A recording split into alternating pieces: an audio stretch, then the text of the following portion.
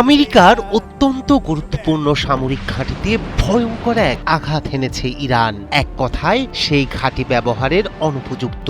Satellite ছবিতে ধরা পড়েছে আরব আমিরাতের আল ধাবরা বিমান ঘাঁটিতে বিশাল এক বিস্ফোরণের গর্ত, যা ঘিরে তৈরি হয়েছে তীব্র কৌশলগত উদ্বেগ। ইরানি সূত্র বলছে এই হামলায় ব্যবহার করা হয়েছে তাদের ভয়ঙ্কর ব্যালিস্টিক ক্ষেপণাস্ত্র খোররাম শহর 4। খোররাম শহর সেই মিসাইল যেখানে ছোট ছোট বহু ক্লাস্টার মিউনিশন ছড়িয়ে ছিটিয়ে পড়েছে ইসরায়েল এবং আমেরিকান অবস্থানে।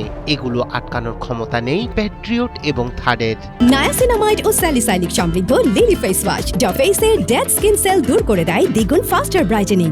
বিশ্বের সবচেয়ে শক্তিশালী আকাশ প্রতিরক্ষা ব্যবস্থাকে যেন সরাসরি বুড়ো আঙ্গুল দেখালো ইরান। মধ্যপ্রাচ্যের অন্যতম শক্তিশালী বিমান ঘাঁটিতে আঘাত এনেছে ইরানের ব্যালিস্টিক মিসাইল। স্যাটেলাইট ছবিতে দেখা গেছে সংযুক্ত আরব আমিরাতের আল ধাবরা বিমান ঘাঁটিতে একটি বড় বিস্ফোরণের গর্ত।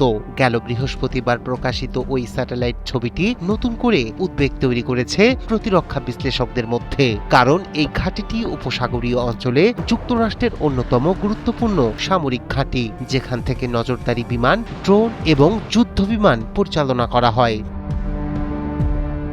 ইরান দাবি করছে এই হামলায় ব্যবহার করা হয়েছে তাদের সর্বাধুনিক ব্যালিস্টিক মিসাইল খোররাম শহর 4। মহাশক্তিশালী এই ক্ষেপণাস্ত্রটি দীর্ঘ পাল্লার হামলা চালাতে সক্ষম এবং ভারী ওয়ারহেড বহন করতে পারে।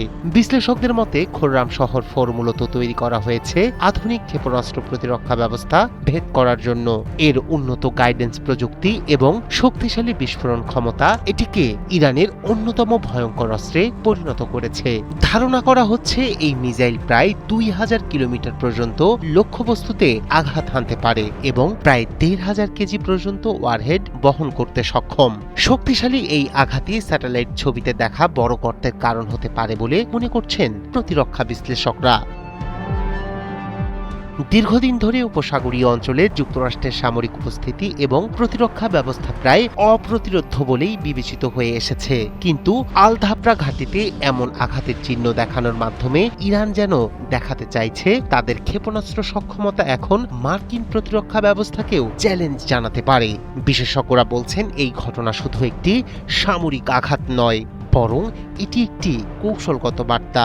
এর মাধ্যমে ইরান বোঝাতে চাইছে যে আঞ্চলিক সংঘাতের পরিস্থিতিতে তারা উপসাগরীয় অঞ্চলের গুরুত্বপূর্ণ সামরিক স্থাপনাগুলোকে লক্ষ্যবস্তুতে পরিণত করতে সক্ষম। তবে এই বিস্ফোরণের কারণ এবং হামলার প্রকৃত উৎস সম্পর্কে এখনও আনুষ্ঠানিকভাবে কোনো নিশ্চিত তথ্য দেয়নি আমেরিকা বা আরব আমিরাত। ফলে ঘটনাটি নিয়ে আন্তর্জাতিক অঙ্গনে চলছে তীব্র আলোচনা এবং বিশ্লেষণ। রায়হান কবির শুভ্র, ৭১।